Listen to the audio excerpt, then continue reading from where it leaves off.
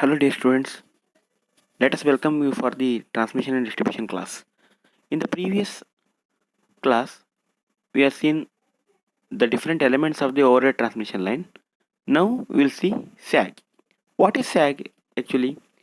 See, while erecting an overhead line, it is very important that the conductors are under safe tension.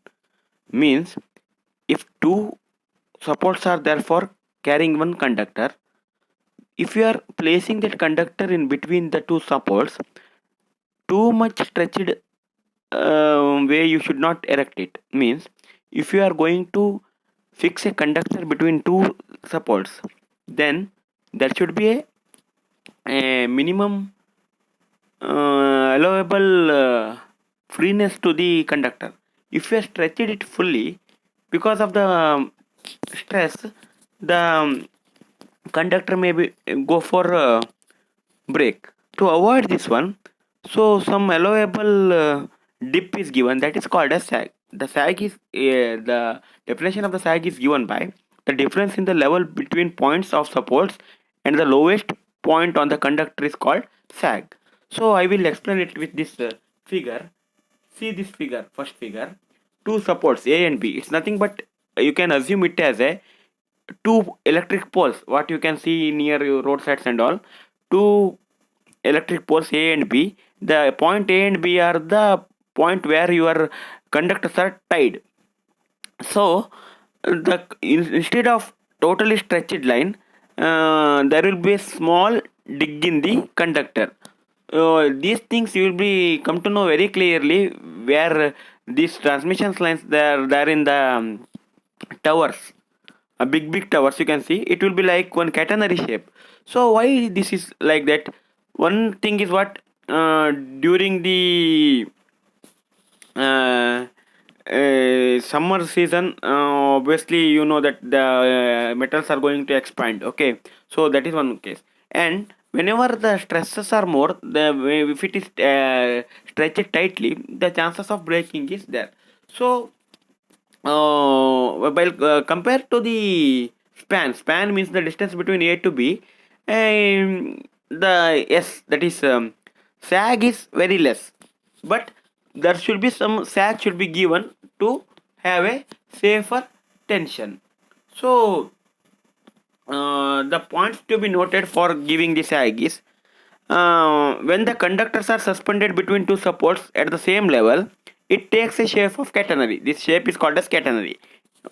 However, if the sag is very small compared to with the span, as I told you, if span is more compared to span, the sag is very less. So obviously the sag span curve is like a parabola. You can see here. Looks like a parabola. Then the tension at any point on the conductor acts tangentially. At any point you can take, it will be acts the tangential. You can see here at point B, tension is acting T this side. At O, T naught, the tangentially it is acting. Okay. So T naught at the lowest point O acts horizontally, because lowest point is at the lowest point you will get the T naught, which is horizontally.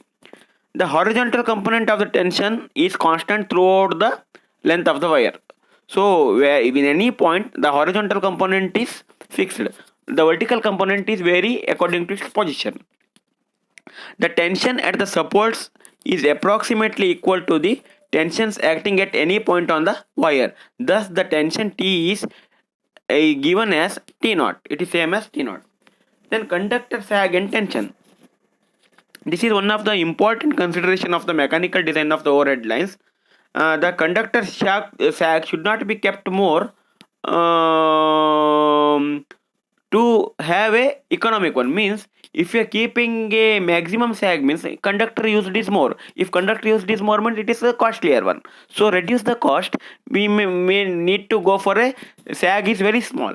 But the problem is what, if you go for a small sag, the tension is more.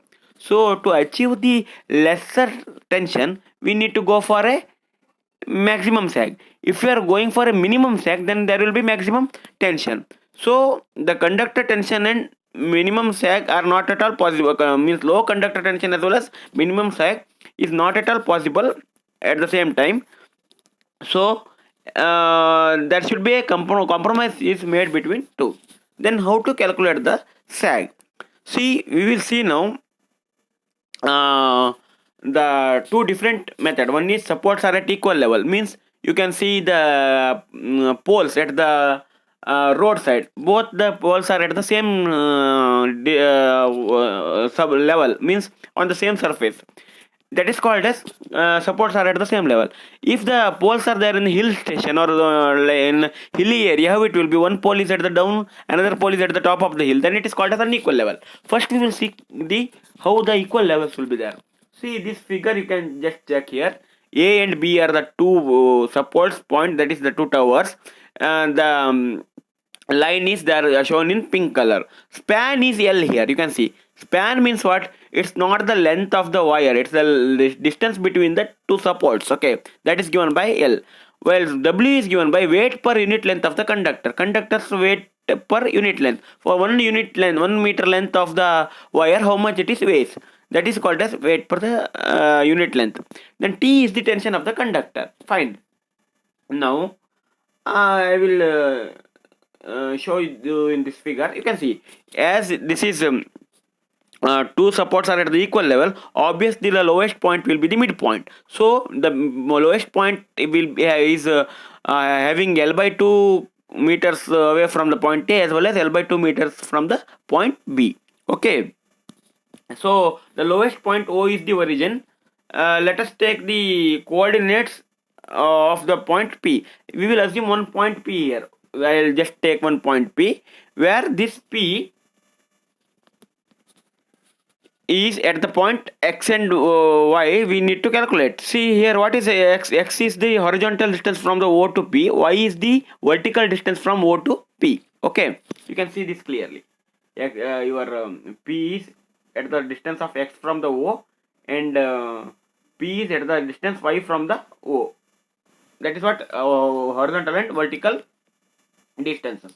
So the two forces acting on the portion of OPs of the conductor, we can consider it as the weight Wx. Wx weight is nothing but weight of the conductor OP. What is the Wx? W is the weight per unit length. X is the length of the conductor. We are considering only for P. So that this Wx is acting at a distance of x by 2. Obviously we know that at the midpoint the horizontal force is acting, so the total Wx is acting at this point. You can see here Wx in showed in blue color, no, where it is going to act, and the tension T is acting at O. You know that at the lowest point the tension horizontal tension is acting. So two tensions we come to know. Then equating the moments of the above two forces about the point O, we will get Ty. T is what? Horizontal tension into vertical distance is equal to vertical tension into horizontal distance. You can see T is the horizontal tension and Y is the vertical distance, and Wx is the vertical tension into x by 2 is the horizontal distance. After simplification, Y is equal to Wx square by 2t. So this is for the point P we are considering. If the maximum dip is possible when Y is shifted to either A or B. See, maximum point dip when it is possible, this P is at the point B or this point P is at the point A, then only we will consider the maximum sag. So if the point P is at B or A, then your X become L by 2 and Y is nothing but sag. So if I put instead of Y as S as well as X as L by 2, so sag S is equal to W L by 2 square divided by 2T is equal to W L square by 8T. This is the equation for the sag when conductors are at equal support. So this is called as sag, that is WL square by 8T, where W is the weight per unit length, L is the length, then span length, T is the tension. So we will see one problem on this sag, unequal levels and ice coating we will see later. One small problem I will show you. You can see here a 132 kV transmission line has the following data. Weight of the conductor is 680 kg per kilometer. Fine. Length of the span is 260 meter. Ultimate strength is 3100 kg. Safety factor is 2. Calculate the height above the ground at which the conductor should be supported. Ground clearance is 10 meters. This is the given.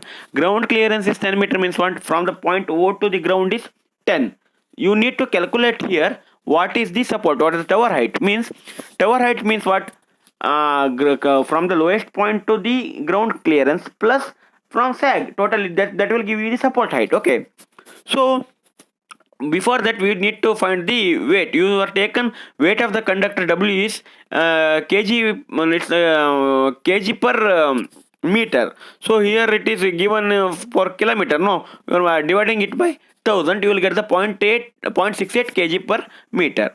Then working tension is nothing but ultimate strength by safety factor. Here direct tension is not given, they are given with the safety factor as well as ultimate strength. So I will get by ultimate strength by safety factor will give you the tension, that is 3100 by 2, that is 1550 kgs.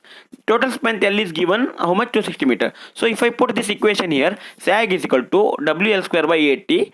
Putting all the values, I am going to get 3.7. 3.7 meter is nothing but it is the point from B to O or A to O, that is the from support to the vertical distance from lowest point to the point B. Then from the point O to ground, how much distance? 10 meter given in the problem. So if you add those two, 13.7 meter is the height of the tower. So this is what the conductors at equal level. In the next class we will see, now we are seeing only the weight of the conductor. If your conductors are there in the areas like snow falling, like Himalayans, or if it is there in the very heavy wind places, then weight of the conductor will be added by the ice coating plus there will be some wind forces. Those two pressures we need to take, that we will see in the next class. So if you find any difficulties, you can contact me. Thank you.